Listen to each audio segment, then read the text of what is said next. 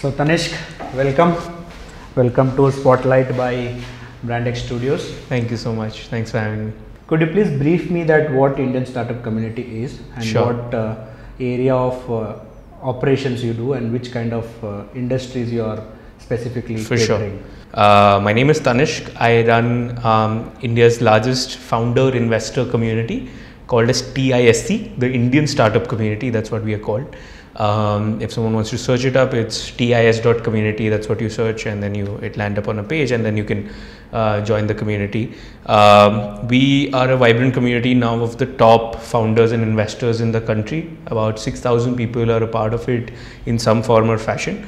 What we do is we bring the ecosystem together by getting the best of the founders, investors and creators in one room over different experiences, mixers, events, etc. And then we have different business verticals around the entire community as well.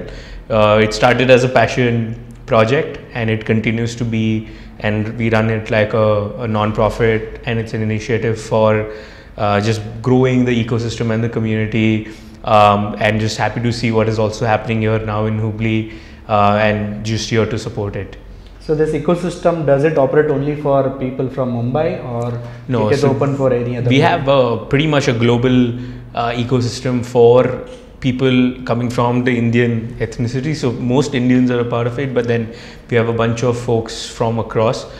We have hosted experiences in about 3 countries. We'll do another 3 next year. So and probably be around 6 countries already in like a year and a half of us operating the community. So we're growing really fast. We're in one of the fastest sort of growing communities, to exist out there. So yeah, pretty much we have folks from across, and I think in India we have people from almost 500 odd different cities. Oh, nice. Yeah. So I heard that it is a non-profit organization, right? I heard it from you. So what is your startup, or what do you do for a living? Yeah, so I am an exited founder. So I was a 3x founder. I used to run a drone tech startup back in the day, and then I recently exited from a startup called as Bazaar.io, which was a marketplace.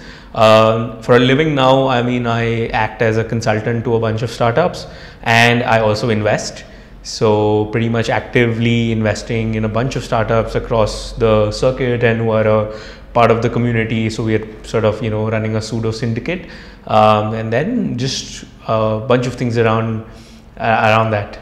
Absolutely. So talking about today's event for which you are here, right? Yep. The startup dialogue. So what experience do you have, or what knowledge or information you carry from today's event?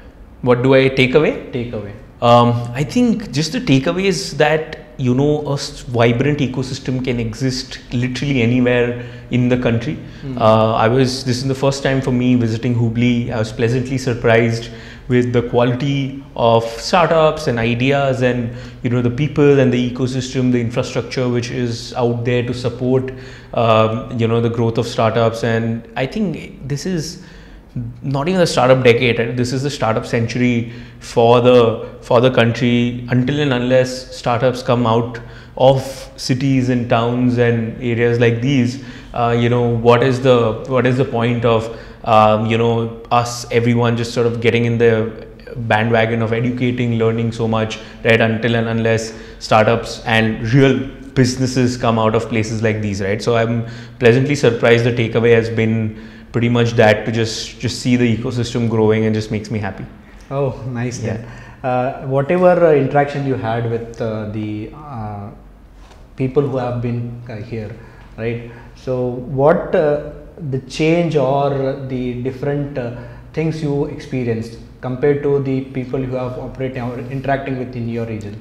I think just the muscle, right, in terms of understanding, just getting the ideas, right? When you look at the ideas, they're so focused as a problem statement, which we wouldn't think of as a problem probably in a tier 1 city, right? I think the best people who solve for rural problems, or say tier 2 and Hubli is not even like, it's pretty much a big town now, but just the problem statements, just, which people have been able to identify. I think I don't see that much of identification in a tier 1 city, right? Okay. So for you to solve problems which are much more local, which are much more sort of hands-on, I think people from here have really come up with ideas which you don't see it generally existing, because maybe we don't think of them as problems and we never face them. Okay. But here people have, like, they face the problems themselves, and they realize that, hey, you know what, this is a problem which we really want to solve. So I think that's a big difference, and you do need, people in a particular area to sort of understand the problems which they face, right? So I think I absolutely see that as a delta here. Absolutely. So considering the ecosystem in metro cities, right? So do they operate or collaborate with people in this part of the region if they have a scope for so? So what expectation they would have from them? Because we sitting from here, we always think of getting ourselves placed in throughout India. From here we'll try to sell or get in connect with this thing. So when we connect to people from other cities, so people from your end, this people who are startup founders from your end, what they would expect, or personally what you would expect from a person from here? Sure. I think one thing which I saw, and here it's a two-way thing, right? Now when I came to Hubli, I see like a Skechers or a Decathlon or a Chroma sort of existing here, right? Back in the day, someday they were also startups who have sort of scaled and are now in your region, right? Which means that they everything goes two ways, right? It's not that startups from there don't want to come here. Maybe they solve problems here, right? A Zomato or a Swiggy are in Hubli as a city, right? Maybe eventually you have Uber, Olas of the world also coming. And stuff like that. So I feel that if founders here, if they're solving a real global problem, which can sort of, solve a real business use case and a problem statement, there's always space, right? The only thing which you need to do is have the ability to hustle and just show up, and just go and meet, right? Like if you want to say Bombay is hop, skip and jump, it's an hour long flight from here, takes less than $5,000 to sort of reach anywhere in the country, right? You can always invest that amount, go and just randomly just text someone on LinkedIn and say that, you know what, I would like to meet, this is what I want to do, right? Even if you don't give me business, just meet me. And that is what is the power of the community and the ecosystem, right? That everyone is so open to just meet you. You just throw up a random LinkedIn message to 100 people. I guarantee you today, at least 5, right? Even if it's a 5% hit rate, at least you're meeting 5 people. For that, you have to just text 100 people, right? Is it so long? It takes like 30 minutes of your time, right? Whenever you're free, just message.